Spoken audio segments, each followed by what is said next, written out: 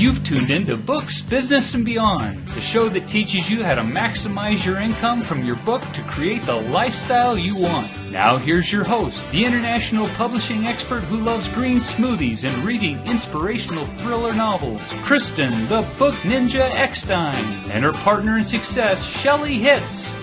Welcome everyone to another episode of Books, Business, and Beyond. This is your co-host, Kristen Joy, with my awesome co-host, Shelley Hitz. Hey, welcome back, everyone. And today we have a special guest hailing to us from across the pond. So those of you who know, Shelley and I were in the States, and Nicola is actually in England, in southern England. So I'm pretty sure I drove by her house a couple years ago. I was down there, and of course, everyone on the road was like, who are these blasted Americans driving on this road? Because they don't know to go in the right lane. When I was actually in the fast lane, not realizing, because I thought that was the slow lane on the highway, and got all sorts of interesting people. But my time in England was fabulous, and I really enjoyed it over there. And so it's really fun. You're going to have a fun time listening to Nicola teach you all about Facebook ads today and how you can use them to promote your books and other products in your business. So let's just dive right in here and tell us, for those of our listeners who may not be familiar with Facebook ads, except for seeing them in their news stream, and they may not even know that they can use them themselves. So tell us a little bit about them and what you do with them, Nicola.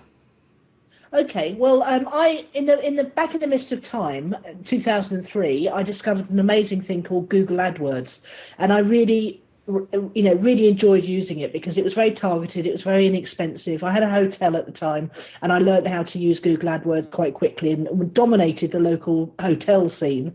And then I got banned. Oh no! They kept.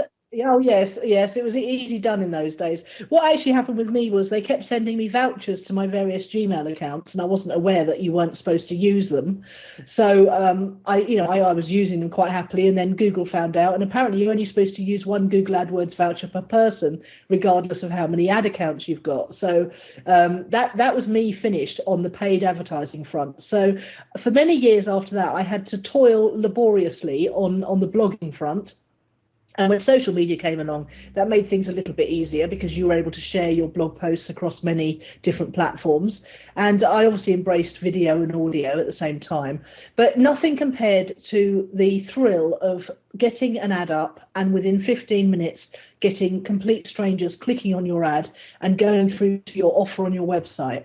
And that really was something that was missing for many, many people for a while until Facebook came along and opened up their advertising platform, which is highly sophisticated. You can really target who your ads are shown to.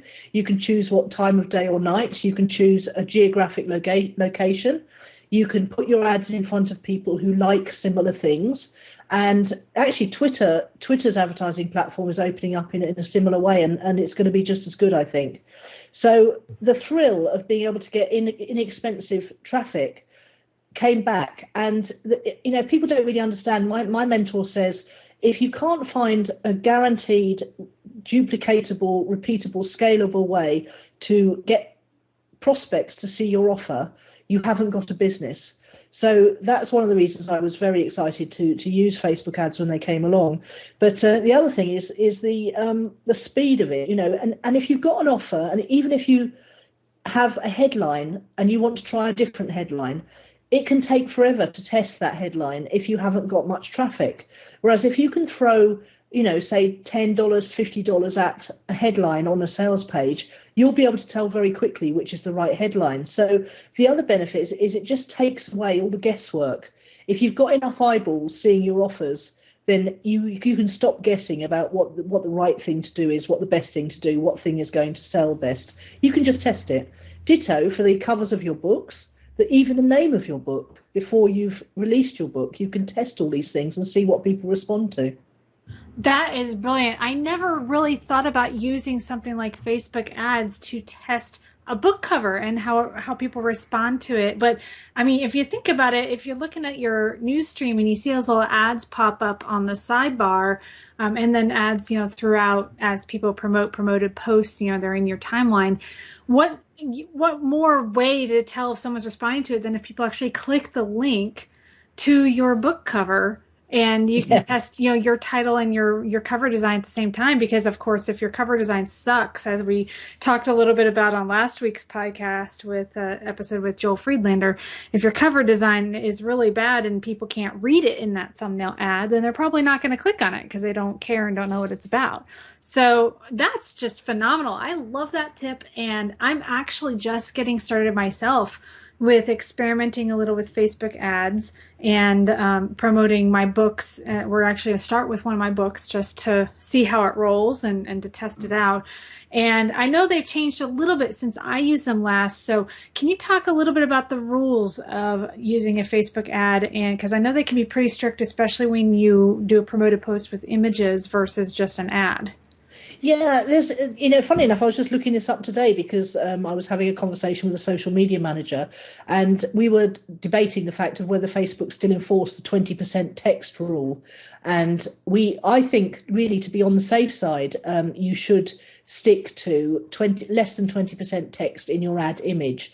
And in fact, some gurus, which I follow, they actually don't use text in their images at all. So they make their image fit the description. They actually write the post as if it was a normal post, a blog post, and then they choose an image to amplify the blog post without actually using text in their image at all, because that makes it look more like an advert. And Facebook really wants to encourage a great user experience in the same way that Google did.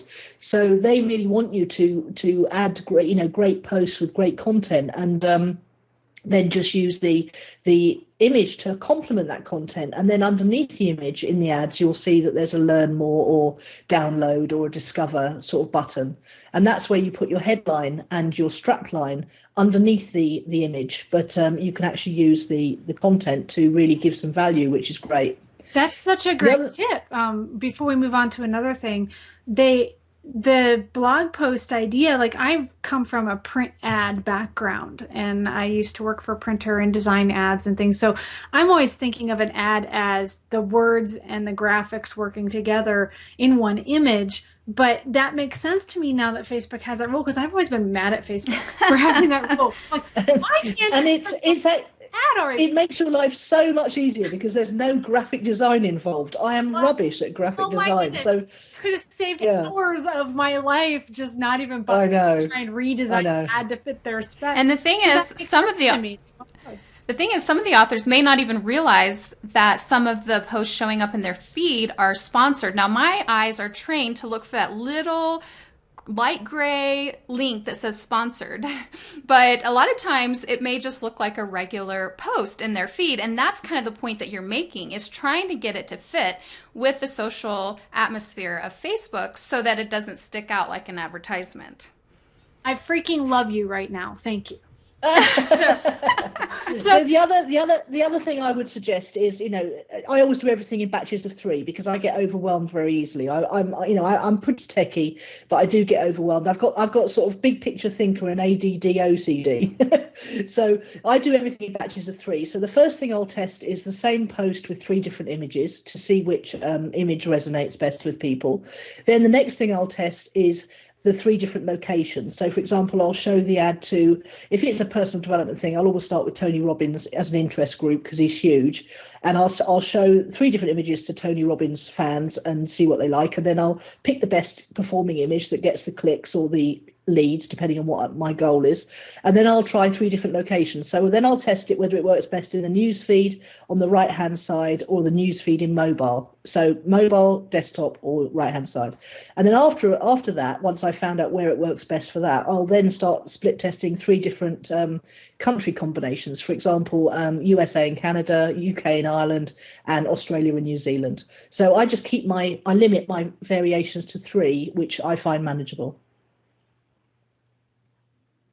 That's brilliant, because I'm one of those people who gets overwhelmed easily also. And hence why I usually outsource all of this kind of stuff, because testing, I'm a product creator. I like getting an idea and just running with it and creating it. I'm not into testing. And I know that's where the gold is. I mean, testing really is key to everything, to being able to sell anything. The last Kindle challenge that I ran, I hired someone to test everything on the back end. And everything basically except for the front end sales page. He ran test after test after test, and he kept sending me these spreadsheets with all these numbers. And I just wrote it back and I said, all I know is I have more money in my PayPal account than I've ever seen before, and that's all I care about. So thank you. Keep testing.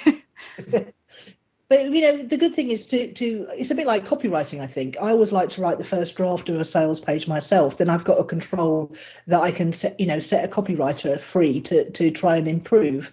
And similarly with Facebook ads, I'm a big picture thinker, so I can't get too deep into the different variations. But I always like to start things off myself and see whether something's going to work, and then I can hand it off to one of the very, very geeky people to do all the But to be honest, most of your listeners, their ad budget won't be big enough to do lots of different testing. And if they can just work out how to test 3 images against 3 headlines against 3 locations, that will really give them a good feel for, whether they're going to succeed with Facebook ads or not. I like that idea, the 3 different titles, 3 different images, 3 different locations, to be able to tell what sells or what, gets the most engagement where. Really, for those of you who are listening, that some of you, that might even seem overwhelming and too much. So just start out with 2, just compare A and B. That's what they call split testing. So just test A and B and change one variable at a time to see what the difference is, so that you can actually track, okay, this ad got more clicks when I chose the same exact ad, the same exact picture, but a different location. Yeah, and it's always the version you don't like that wins. Always. Why is that? Exactly. I feel the same way. Well, with my, when I did cover design back in the day, the covers I did for my own books, the ones I didn't like were the ones that everybody else liked. Same with the boring titles. Everybody liked the boring, straight to the point title for nonfiction rather than the really creative one. And I'm like, really?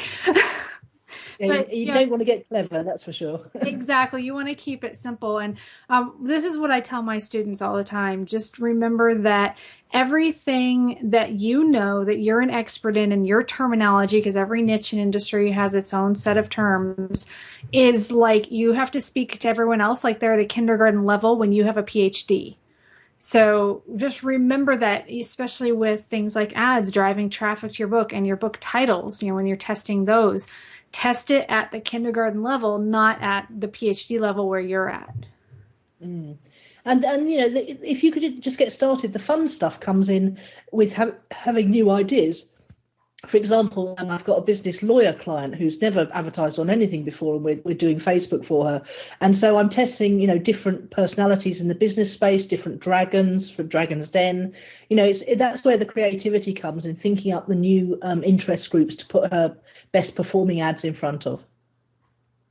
That is brilliant. So I am so excited that I found you and have you on the show today. And for those of you who want to learn more about Nicola, she's got an awesome free report on Facebook ads you can go grab. And that is at booksbusinessandbeyond.com/Facebook ads, all one word, no spaces, just Facebook ads. And so you did mention you had a couple other tips for us, and we have a little bit of time here. So what's another tip you can give our audience and our listeners about using Facebook ads to promote, let's say, specifically their books? Yeah, well, before you even get started on Facebook ads, you need to learn how to use what they call Power Editor, which gives you, there are lots of tuitions on YouTube on how to use it. And I would get started with running an ad for your page. Actually go for likes initially. And everyone talks about how likes are vanity and nowadays, and how Facebook is not letting you, if you put a new post up, it doesn't reach all of your people who've liked your page. So everybody's being very disparaging about the likes.